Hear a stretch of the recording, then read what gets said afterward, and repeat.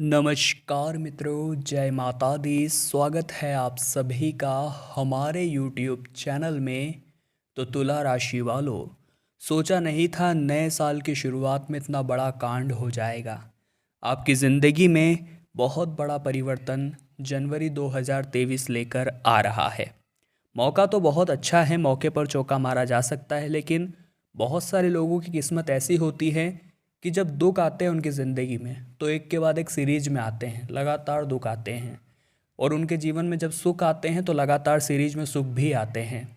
तो जनवरी 2023 में क्या आपकी ज़िंदगी में दस्तक देने वाला है, किन बातों को लेकर आपको सावधान रहना होगा, किन गलतियों से आपको अपने आप को बचा कर रखना होगा, बहुत महत्वपूर्ण जानकारियाँ आज की वीडियो में हम आपको देंगे।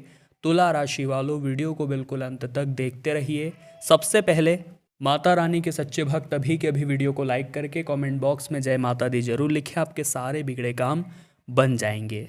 देखिए, आने वाले इन जनवरी 2023 के दिनों में हमें खुद को बहुत आत्मविश्वास से लबालेज रखना है।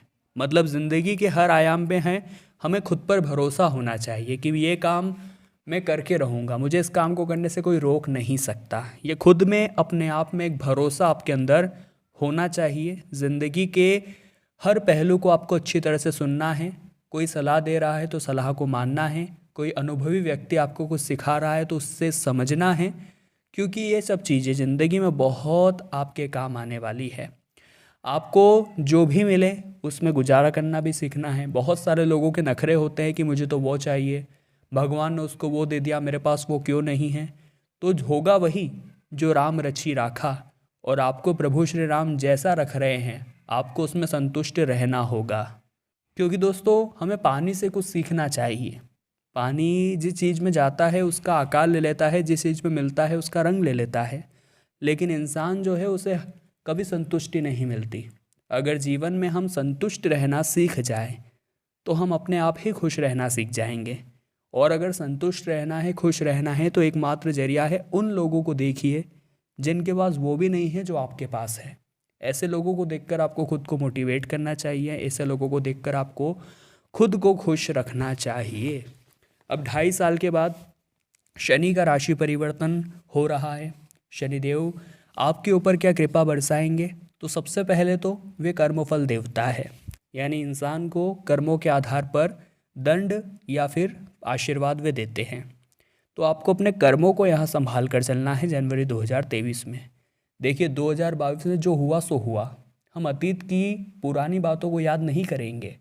हम 1 जनवरी 2023 से ही अपने कल पर ध्यान देंगे कि हमसे आज कोई गलती ना हो, ताकि हम कल ये पछतावा न करें कि मुझसे कल ये काम हो गया। हमें पूरी तरह से रिलैक्स रहना है, अपने हर काम को शिद्दत से करना है और हर चीज़ में मौका ढूंढना है। किसी से जलना नहीं है, ये बात भी ध्यान रखिएगा।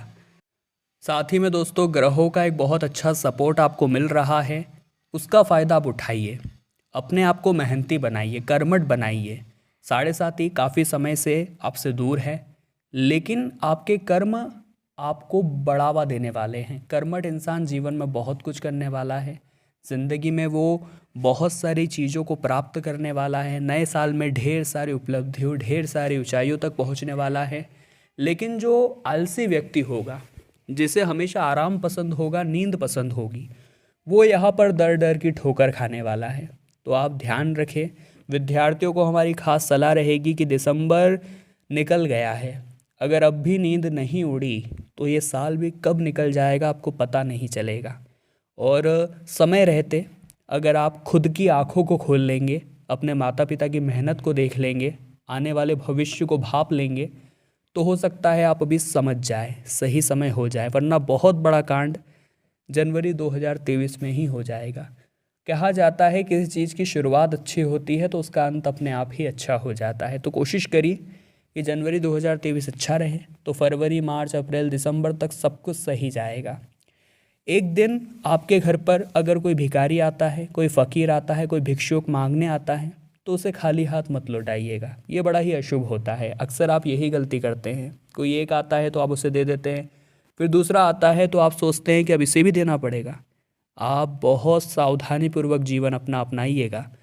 गौ माता हमारे द्वार पर आती है, हम उसे एक रोटी दे देते हैं, लेकिन जब वो पुनः आती है दूसरी गौ माता तो हम सोचते हैं कि एक रोटी दे तो दी, अगर आप दूसरी रोटी दे भी देंगे तो आपका कोई घट नहीं जाएगा।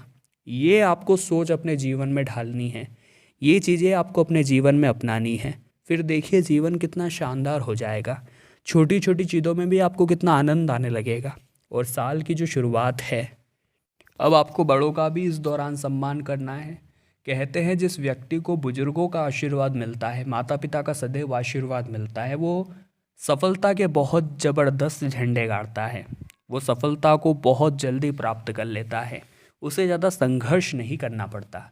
और संघर्ष में जीवन अगर आपको बचना है तो बुजुर्गों के चरण स्पर्श रोजाना आपको करने हैं। जहाँ मौका मिले उनकी मदद कर दीजिए, सड़क पार कराने में, कहीं मंदिर ले जाने में, कहीं भोजन कराने में, कहीं भूखे को खाना दिलाने में, ऐसे उनकी मदद आप करिए। तो 2023 आपके लिए बहुत अच्छा रहेगा। शिक्षा की दृष्टि से तो शानदार रहे ही, साथ ही साथ व्यापार में असीमित लाभ की गुंजाइश निर्मित हो रही है। काफ़ी समय से देखा जा रहा था कि आप एक ही जगह टिके हुए थे, मतलब 2-3 अर्निंग सोर्स, आय के स्रोत ज़्यादा नहीं बन पा रहे थे, लेकिन अब संभावना बन रही है, अब मौका भी बन रहा है। इस मौके का फ़ायदा उठाया जाएगा तो बहुत अच्छा लाभ आप हो पाएगा। अब उपाय हम आपको 2-3 बता रहे हैं, ध्यान से सुनिएगा। ये उपाय आपको करने हैं साल 2023 के महीने में। बहुत अच्छा फल आपको ये उपाय देंगे, बहुत अच्छा परिणाम आपको ये उपाय देंगे। जिसमें सबसे पहला उपाय यही है कि रोज़ाना एक लोटा जल घर से ले जा कर के शिवलिंग पर चढ़ाना आप शुरू करिए। ये बहुत अच्छा उपाय है और जिन्होंने भी ये किया है भोले बाबा ने हमेशा उनका साथ दिया है। बस इतनी शर्त है कि घर से जल भर कर के आपको मंदिर तक ले जाना है। अगर आप दूर रहते हैं तो बोतल में भर कर ले जाइए, वहाँ जाकर लोटे में डालिए, लेकिन जल जो है वो घर का होना चाहिए। अब वहाँ पर शिवलिंग पर आप जल चढ़ा रहे हैं, जलाधारी से जो जल आ रहा है वो थोड़ा सा ले करके पुनः लोटे में भर करके घर लेकर आना है। अपने मुख्य द्वार पर, अपने घर के चारों कोनों में उसका छिड़काव करना है। ये भी बहुत अच्छा उपाय है, इससे जातक को बहुत फल मिलते हैं, जीवन आनंदमय गुजरता है और ढेर सारे लाभ किस्मत में आने लगते हैं। नौकरी लगने लगती है, स्वास्थ्य में फ़ायदा होने लगता है, बिजनेस में तरक्की होने लगती है, धन की समस्या हल होने लगती है। ये उपाय आप ज़रूर करिएगा।